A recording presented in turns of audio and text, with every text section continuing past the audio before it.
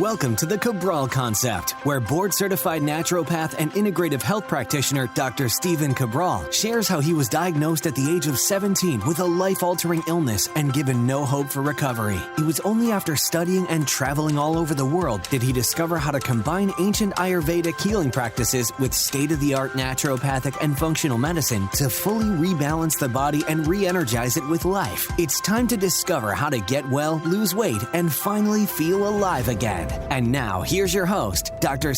Cabral. Welcome back to the weekend edition of the Cabral Concept. We are here with our first house call of the weekend, getting into our community's questions.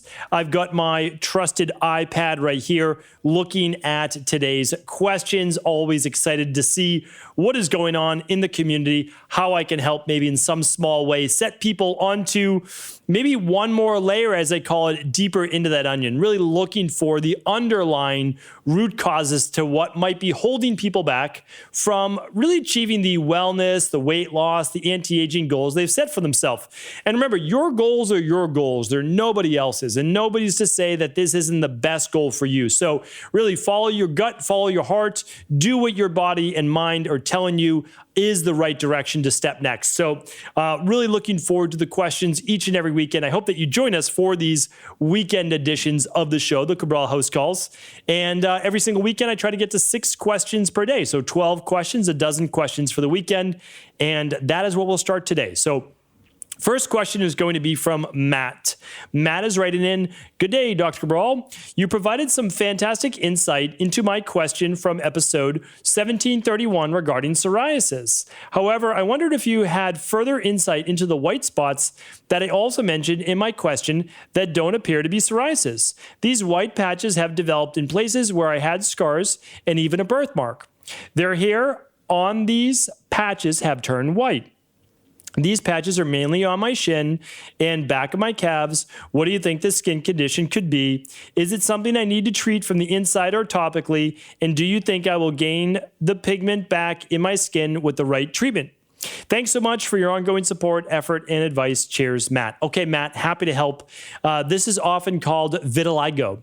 And vitiligo goes hand in hand sometimes with psoriasis. And that is because they can both be autoimmune-based conditions. So if you've been able to rebalance your body in terms of psoriasis, there is potential for you to rebalance that vitiligo as well. And many, many people have. So this is not something that you would be the first person to be able to do this. So vitiligo can be an internal issue with leaky gut, with candida overgrowth, yeast overgrowth, fungal overgrowth. It can also be topical based on the skin. It can also be zinc deficiency or other issues within the skin that the skin needs to repair too. So with the skin, I'm always looking at collagen support, I'm looking at vitamin C, I'm looking at zinc, and I'm looking at a good daily activated multi. So again, you know on the show, I can't provide you with treatment protocols, medical advice, any cures, anything like that, right? That is against FDA regulations, and we don't do that. But what I'd like to share with you is this, is that when you're looking at the same root causes, I really want you to look towards the gut. So if you have not run the Candida metabolic and vitamins test, that is the test that I would run. If you could run an additional one, you may want to look into mold. So we have a mold toxicity test as well that you can run with your integrative health practitioner, or you can run it right at equi.life. That's EQUI.LIFE. And of course, that comes with a consultation as well. So I can't recommend that enough as well. And of course, if you can't run the labs, I would move towards the CBO protocol with the citricidal drops and then the CBO finisher to help with that gut lining. So Matt, that is where I would move next. And hopefully that was helpful with answering your question. Freddie is up next. "Dear Dr. Cabral, first of all, thank you for all the help you provide for the EquiLife community. There are countless people that have benefited profoundly from the work you do, myself included." Thank you, Freddie. I appreciate that. That's very kind of you. "I'm interested to hear your opinion on the usefulness of amino acid blood testing.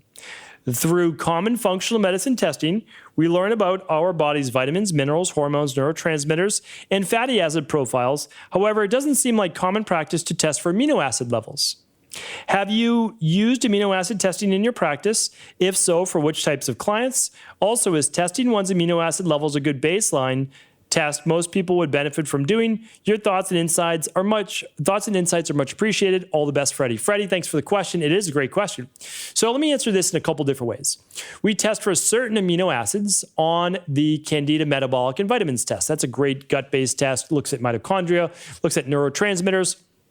Now, the reason why most functional medicine doctors, naturopathic doctors, integrative health practitioners don't test for amino acids, because I think what you're talking about is amino acids like leucine, valine, isoleucine, proline, glycine, et cetera, right? I think you're talking about the amino acids from proteins, which I get it and totally understand that. Okay, so it's not truly helpful because those are going to fluctuate widely and wildly based on time of the day and also what you ate. And also, it's not necessarily the individual amino acids that we care about so much, but what they are able to create downstream in the body. So we, as a practitioner, we don't typically look into that because for the most part, we're also saying, is the person that I'm working with getting about half their body weight in protein per day, right? I mean, that's just like we're just looking at like baseline blanket average. Okay, if you weigh 160 pounds, get 80 grams of protein a day. Could you do less? Absolutely. If you're more active, could you do more? Absolutely. But somewhere around half your body weight in protein per day, 0.8 grams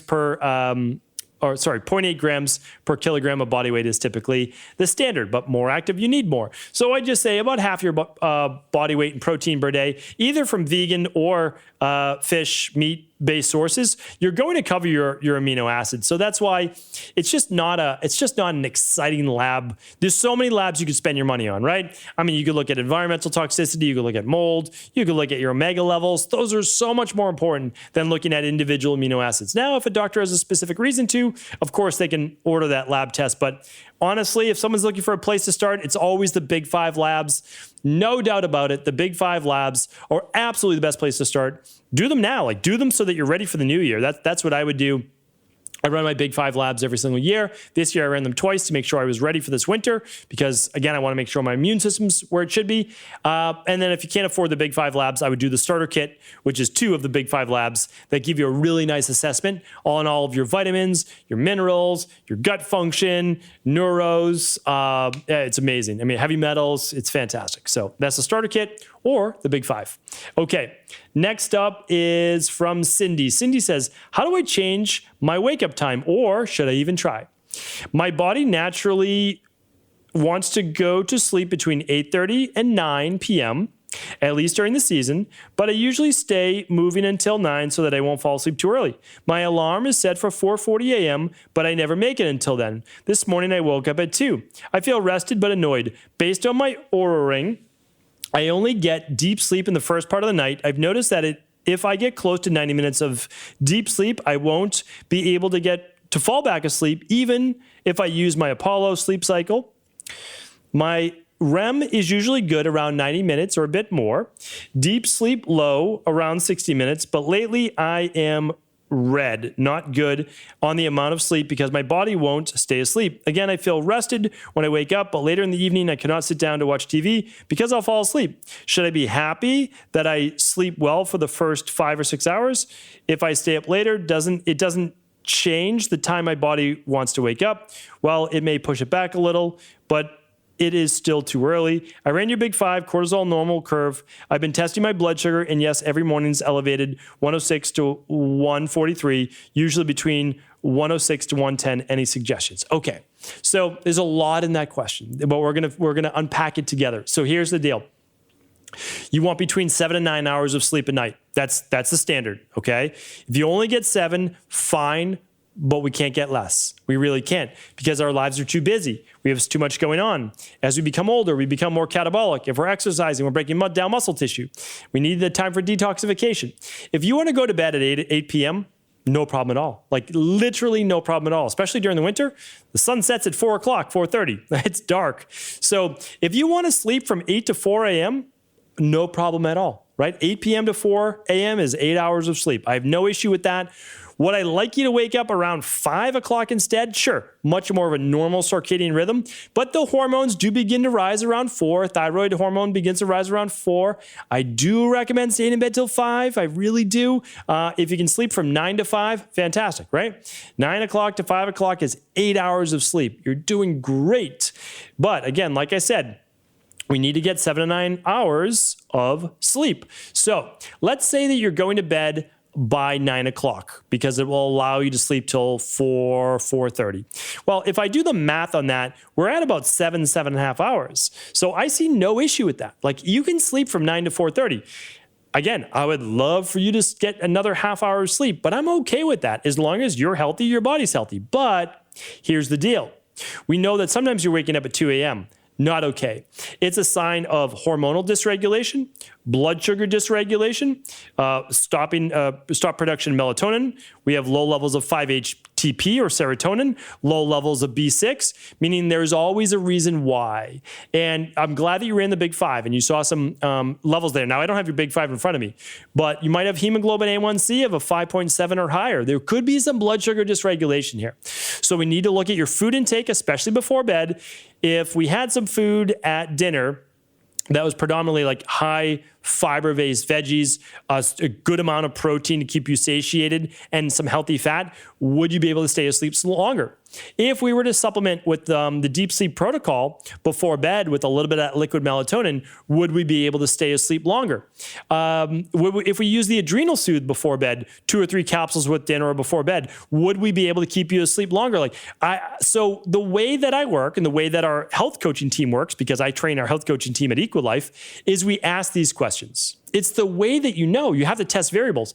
We're going to be able to figure this out. Remember, this is not a hard one. Like, we'll be able to figure this out with you, but this is why people need to work with a health coach, right? It doesn't have to be our team. I'm not saying that at all. You can work with any integrative health practitioner that you want.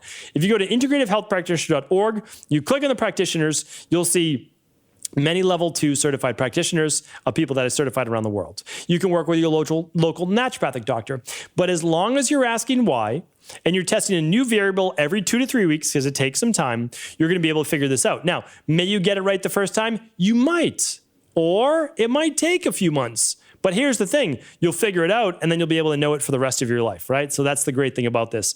So, and then again, you want 90 minutes deep sleep and 2+ hours of REM sleep. So I'm glad that you're tracking that. It's no problem to have that deep sleep in the beginning of the night. That's where it's supposed to be. So that's why 10 to 2, right? If you go to bed at 9, great. You might get your deep sleep earlier as well.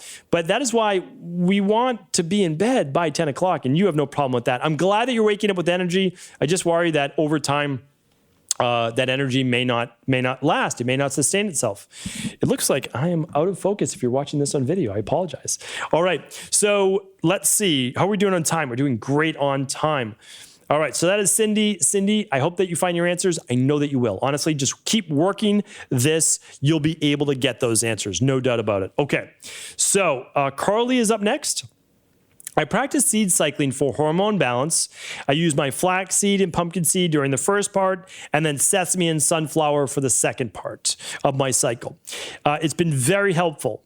However, I don't like flaxseed, grinding, etc., and sesame seeds are a little higher, second green color on the IgG food sensitivity test.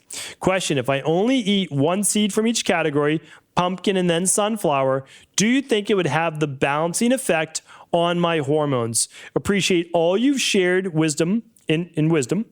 Isn't it beautiful how your mess became your message? Thanks, Carly. And yes, I am. It's going to sound strange now, but I'm extremely grateful that I did become sick at 17 and that I didn't find my answers for a whole decade, because I suffered and I toiled and I studied this, I studied that, it didn't work, this didn't work, but I learned a lot along the way. And I'm very fortunate to be where I am today. So that's why I know that everyone out there struggling to find their answers, they can have the same exact story as me. And I hope that it doesn't take you 10 years, and I know that it won't. Believe me, I was trying to get well in the late 90s without the internet, didn't even know there was integrative health practitioners out there, like didn't know any of this, okay? So I know that you can. All right.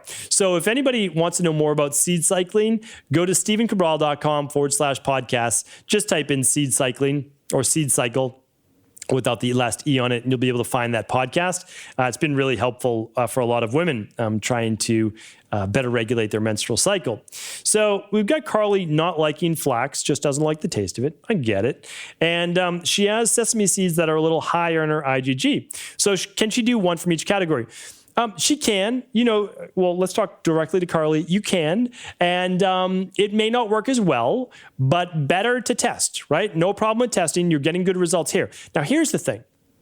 If you don't like the taste of a particular herb or seed in this case, you can actually buy vegetable capsules, okay? They're very inexpensive, and all you do is grind up all those flax seeds that you would like. And yes, they will oxidize a little. I understand.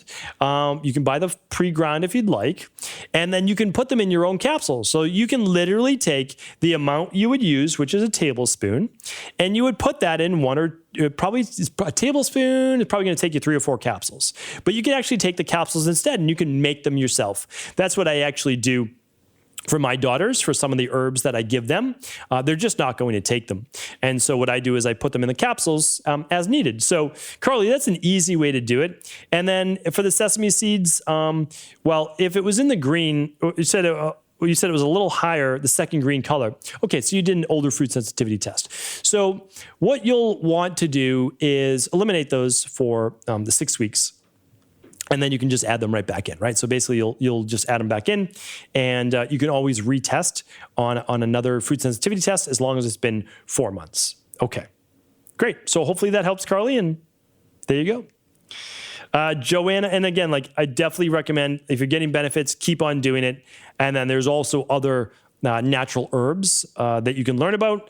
And I teach all of this. If you want to check them out, it's just go to stevencabral.com/courses, and you can click on the female hormone rebalancing. And I literally go A to Z on how to rebalance female hormones, all the underlying root causes, all the different ways that you could test, all the different ways that you can rebalance the body using the specific protocols I use in my practice. I give you all of it. All right. One more question, and that today is from Joanna. Hi, Dr. Cabral. What may be the cause of ongoing low blood pressure? Mine sits around 100/60, sometimes systolic in the 90s. Do you have any suggestions on an increase in blood pressure and how to increase blood pressure and causes? I also have had low hemoglobin for a few years now, around 114. I've had microscopic blood and urine and stool, have both investigated with specialists. Iron was okay. I have checked B12, folate, all normal. However, my next steps would be looking in red blood cell morphology and cytology. Could you please share some brief insights and direct me to any relevant podcasts you have done on this before? Or share any other thoughts on low hemoglobin? I am an IHP, so I'm working on gut and hormonal healing. I do get a bit dizzy, only on occasions. Fatigue is okay most of the time. Usually I'm quite energized. Periods are not heavy. Thank you very much. All right, Joanna. Let's help you with this. So we've got a couple questions in here, but anytime we have blood in the urine and the stool, we need to investigate that a bit more. So I'm glad that you're working with your PCP and medical doctor to just look at kidney-based infections beyond a urinary tract infection, but a kidney infection. And then for the stool, if they feel it's pertinent to do a colonoscopy, you could do that. Again, I'm not recommending just anybody do a colonoscopy, but if you need it, you need it. I mean, that's just truth. You need to look for polyps, and that can be a real thing. So, okay. So let's say that none of that exists. All right. So you get a clean bill of health on that side. We still have low hemoglobin. Low hemoglobin can be the low levels of iron, low levels of calcium, magnesium, low levels of B vitamins. B12 is not the only one. I mean, it can be other levels, other forms of B as well. What else? We can also look at copper and zinc and vitamin C, right? So all of those matter. So hopefully you've run your starter kit to look at all your vitamin and mineral levels. And that's going to be your hemoglobin. Okay, so we're good there. We're going to be able to get those hemoglobin levels back up. We're going to make sure there's no autoimmune issues, which could cause lysis and other issues with the hemoglobin. But we're assuming that's not the case. So now we have low blood pressure. Okay. Low blood pressure can be low levels of cortisol, low levels of stress hormone output. It can be viral-based issues. It can be low levels of sodium from previous chronic levels of stress. It can be low levels of calcium. Because if magnesium levels are good, that can actually help to lower blood pressure further. So I don't have your whole picture in front of me. I don't know the supplements that you're using. But we don't want to go high on magnesium if you're using magnesium right now, because that can actually lower blood pressure. So what we want to look at, I would say, run the big five if you can, okay? But if you can't, you're going to run the starter kit, because that's going to give you your calcium, magnesium, sodium, potassium levels there. It's going to look at heavy metals, because that can always be an issue. We're going to look at your vitamin levels, got issues with that Candida metabolic and vitamins test. That's part of the starter kit. And then I would add on one more lab. And that one more lab is the stress hormones, mood, and metabolism. If you have low levels of cortisol output, even though you're energized, I get it, you might have lower levels of blood pressure. So this sometimes happens in a lot of Vata-based people as well, and we'll want to add some good sodium back to your diet. We'll want to help those adrenal glands, potentially with the adrenal energy support product. So there's a lot we can do, but again, I don't have the data, so it's so hard for me to give you the specifics. And just please, everyone, keep in mind, we're not treating any medical conditions here. We're looking always at the underlying root causes. If someone's low in sodium, we increase the sodium through good natural sea salt. If someone's high in magnesium, well, we go a little bit higher in calcium. So again, it's always about balancing and rebalancing. We're not talking about medical-based conditions. So hopefully that was helpful. Thank you so much, everyone, for tuning into today's show. And we will be back answering 6 more of our community's questions tomorrow on our next show. Today was episode 1772, I believe. I probably should have gave you that before the show started. And tomorrow's show will be episode 1773. Take care. Have an amazing weekend, and I'll talk with you tomorrow. Are you ready to heal yourself and then go on to heal others? If so, the Integrative Health Practitioner Institute can help you discover proven functional medicine protocols that blend the best of 7 different healing disciplines from around the world. I personally share with you the exact handouts and protocols I use in my private practice that enable people to get well, lose the weight, and live longer, stronger. I want to pass this information on to the next generation of health coaches, and that is exactly why I created IHP.